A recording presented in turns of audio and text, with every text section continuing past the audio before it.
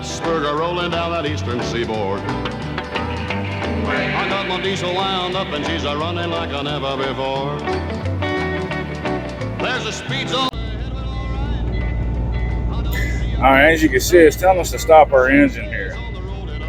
Since we know it's the dev pump, it's not the DPF filter telling us to shut the engine down.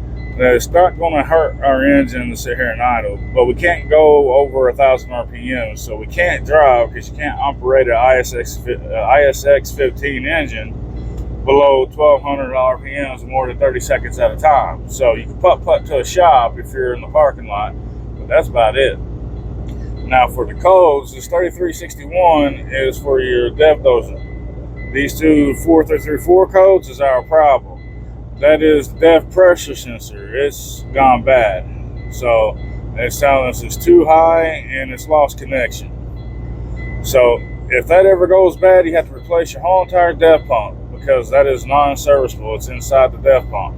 And obviously we got the engine derate, maximum derate, and then the after treatment CR inducement severity. All that will go away once we get this new pump on. Alright, we'll see you when the pump gets here. It's 8 minutes out from the parts delivery guy. So when we get the old pump off all the way and get the new pump in, we'll put them side by side, show you what the new one and the old one look like. And our dog, our cab's cut in half. We got the generator running with the AC running for the back half. So he's out here supervising right now, but when he gets too high, he has room to get in the back of the cab. Hey y'all, well as you can see that we derated, our dev pump is out. It's not kicking off, not doing anything. So we got a new dev pump on the way, so I'm working on finding the tools to rip this one off. I have some metal casing around to protect it, so you gotta get that off. And there's 3 or 4 bolts that hold the pump itself on. Then you can take the wiring harness and all the hoses off. But trying to get everything together, get it all knocked out. It's a real simple, easy job. Now, you may leak some dead fluid on the ground, so when you take the dead fluid lines off, be careful. All right, we'll see you when we get it done.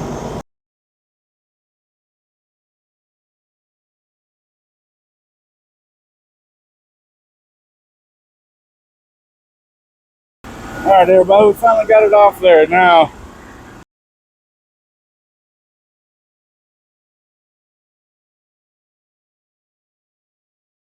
honestly, this had a leak somewhere.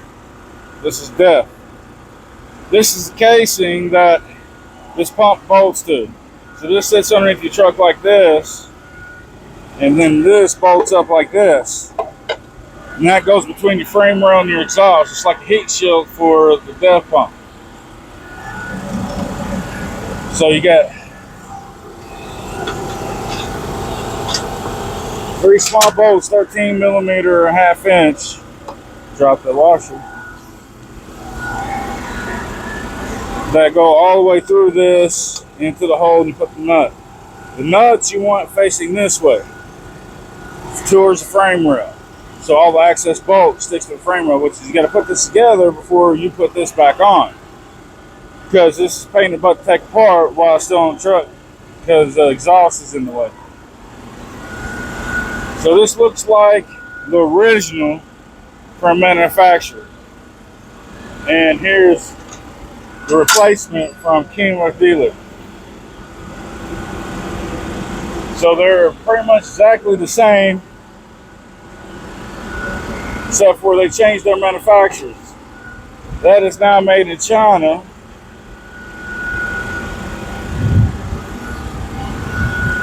Which is, they still probably got some they make in Mexico and Canada. But this is from Kenworth for dealer price, Kenworth price. This was a little over $700. And you can get that same one for $350 offline from China. So start ordering your parts and order your parts ahead of time. Save you a whole lot of money. We were trying to get home when we were on our way home. We were 8 days away from home. We were just hoping that'll last, but she completely failed on us here at the Flying J. And then let's talk about these hoses, these clamps. If you don't know what they're doing, you'll break them.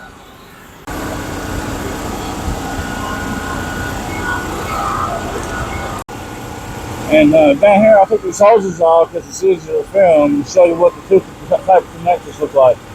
This hose right here has a little push button connector. It releases these side clamps so you can pull it off. So push these in, push the button, pull them out.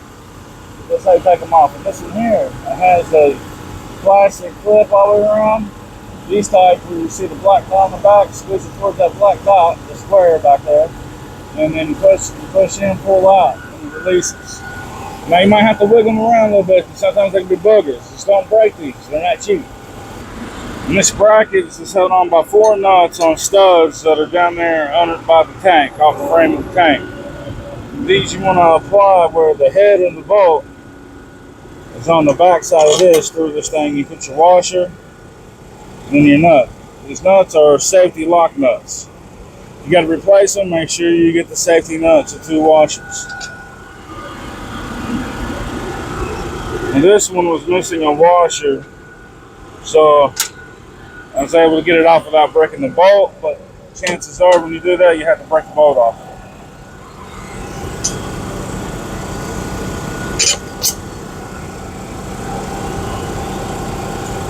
And with the safety nut, there's not really a torque spec you got to worry about. Get it tight to where it's not loose, and you leave it there, it's not going to back off. That's why it's a safety nut.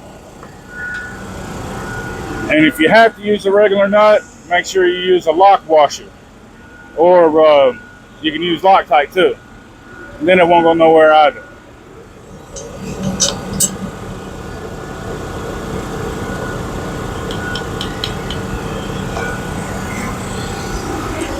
And we'll just clamp these down and we'll be good to go. Gotta find my wrenches I fell.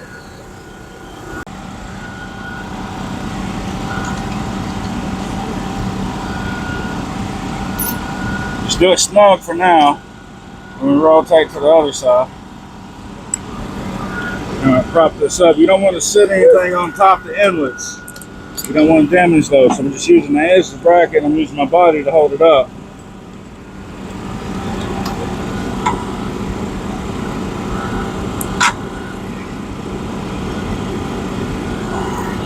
Being able to do it this way saves a whole lot of time. Also use a ratchet, a small impact gun, but these are old bolts. When they get old, I'd rather do it all by hand. Impact guns tend to break these. And then the same thing on for the last one.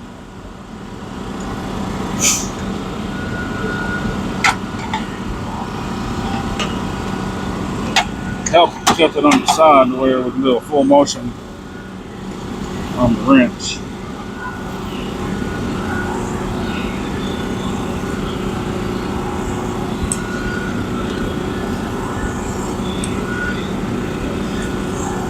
There's a lot of proper ways of doing this. This is the way you do it out here on the road. We don't got WD-40, we don't got parts cleaner station or anything like that.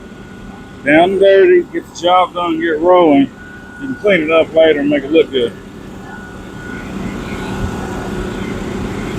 We can replace these bolts after we get home, replace the heat shield on the back of this one, get home, dress it all up nice. All right, now that's snug. Then I like to go to the bottom one first when we go to really tighten these down. Just a little pressure.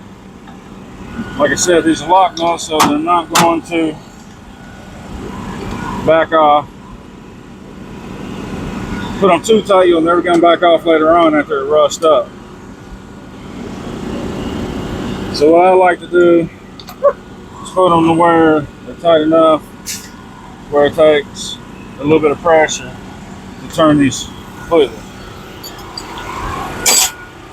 Then all we do is take this underneath there, hook these lines up the same way it came off the other one, zip tie the wiring harness back through here, put the wiring harness between this and the frame after you zip tie it, then put it on the bolts, zip these up, and then you're ready to hook up the wire connector and testing phase. Start her up and see if she clears. Now when you're trying to clear these codes, it should automatically clear if you fix the problem after 60 seconds of idle. But sometimes it can take a couple minutes or a couple key cycles to actually reset. Now, what I was talking about earlier is key cycles. When you turn this key to the on position, it's going to fire up all the computers, and that pump should kick on, and it should start priming itself. So you don't have to worry about priming because it's supposed to be self-priming. So we're going to kick it on, start her up. After 60 seconds, she should reset codes. So we're going to try the first time now. It might take a couple times.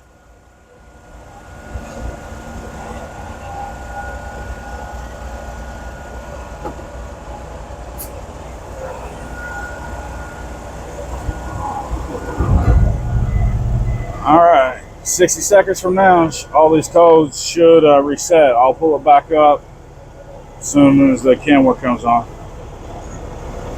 All right, so we'll hit the truck button, diagnostics.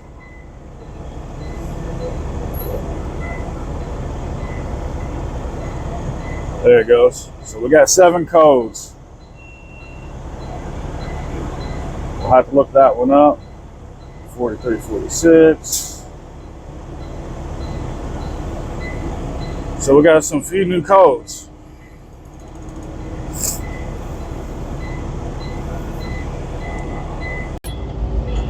All right, we restarted the truck, and like I said, it might take a couple times because it's got to pump the fluid out of the tank into the pump and back to the depth dozer. So as you see, the other codes went away after we just restarted again. We're down to the 5 original codes, which is the 4334 and the Derate codes with the brand new pump.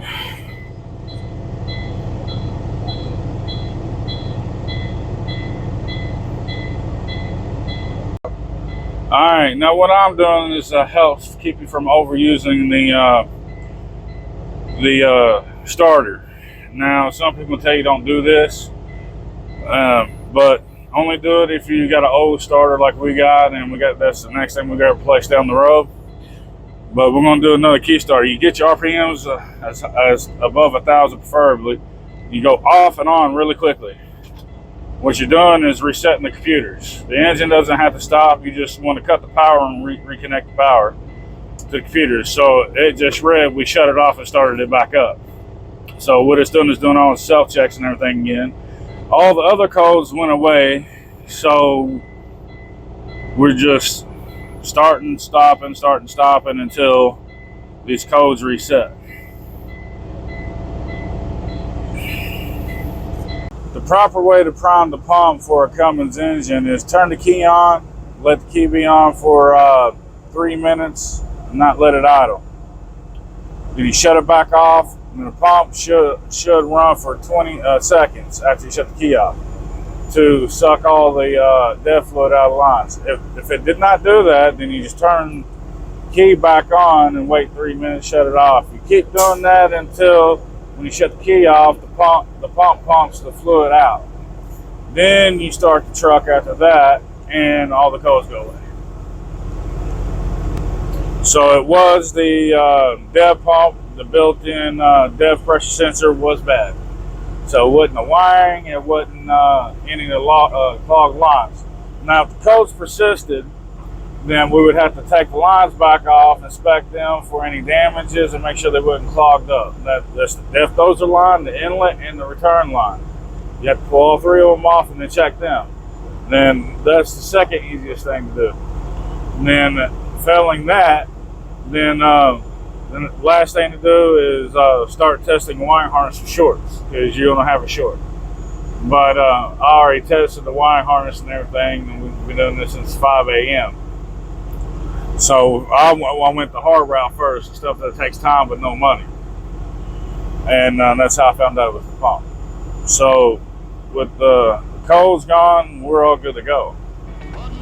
So God bless y'all. Y'all have a great day. No more derate, no more check engine light. Only codes are for a little timer. This is a timer code saying you need to clean your DPF filter. I already cleaned it, but you gotta have a computer to get rid of that code. This one's for that tire pressure sensors. We don't have sensors, so that's gonna always throw that until we put sensors on every rim. But like I said, God bless. See y'all next time. Am I gonna make it home tonight? 6 days on the road and am I gonna